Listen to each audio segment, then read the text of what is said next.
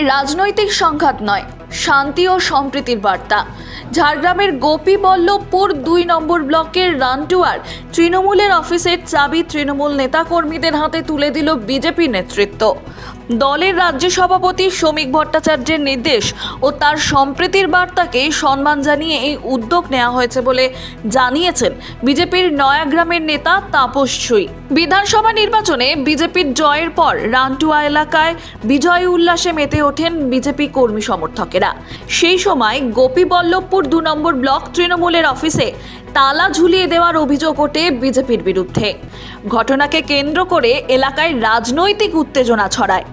এই দিন দুই দলের নেতৃত্বের উপস্থিতিতেই ফের তৃণমূলের দলীয় কার্যালয়ের চাবি তুলে দেওয়া হলো ব্লক নেতৃত্বের হাতে।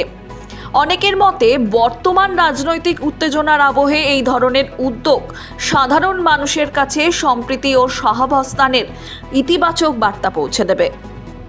আবেগপ্রবণ ভেবে তৃণমূল থেকে এসছে, কিন্তু তৃণমূলের ঝান্ডা ধরে এসে বিজেপি ঝান্ডা ধরে এসে তালা লাগিয়ে ঝান্ডাগুলো বেঁধে চলে গেছে।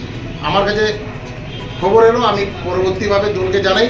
দল আমাকে একটাই ইনস্ট্রাকশন দিয়েছে, দলের থেকে একটাই নির্দেশ এসছে যে কোনো রূপ আমাদের এই সংস্কৃতি নয়। তৃণমূলের কার্যালয় দখল করা, এলাকাতে অশান্ত করা, লোকের ধানের জমি দখল করা, এটা আমরা এই কালচারের মধ্যে পড়ি না। তাই আজকে ওদের নেতৃত্ব থেকে আমি ওদের কার্যালয় খুলে দিয়ে গেলাম।